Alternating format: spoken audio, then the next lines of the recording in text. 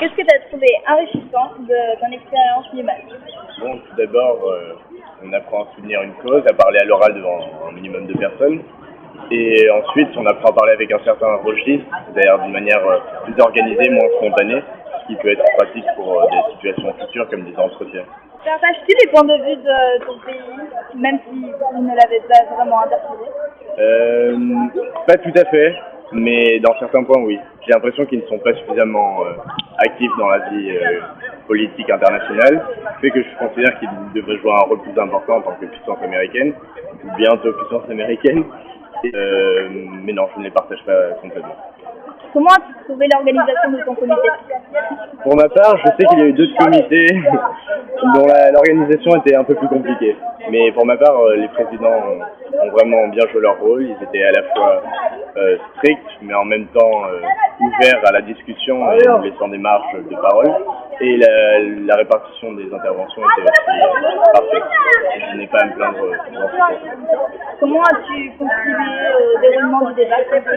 Bon, tout d'abord, j'ai créé la polémique à plusieurs reprises, notamment en cherchant à modifier la constitution de l'ONU par rapport au Conseil de sécurité.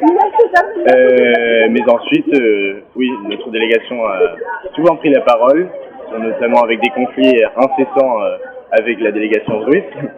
Mais voilà, en gros, oui, on a joué un rôle important, je dirais. Comment as-tu géré la situation de crise? La situation de crise, on a fait vraiment, on y allait d'une manière un peu, on a fait du rentre-dedans total. C'est-à-dire qu'on a tout de suite parlé d'embargo, de sanctions économiques et d'expulsion du Conseil de sécurité, ce qui bien sûr n'a pas beaucoup plu, mais en gros on a été très spontané et interventionniste. Es-tu d'accord avec les décisions prises par le Conseil à la fin de cette situation de crise?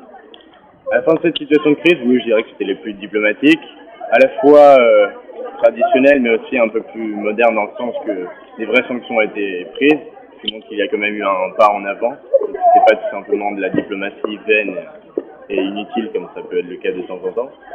Donc oui, je suis d'accord avec les résolutions qui ont été prises à la fin. D'accord. Et une dernière question. Penserais-tu que ce NUMAD soit intéressant pour le répéter dans d'autres écoles, par exemple la tienne?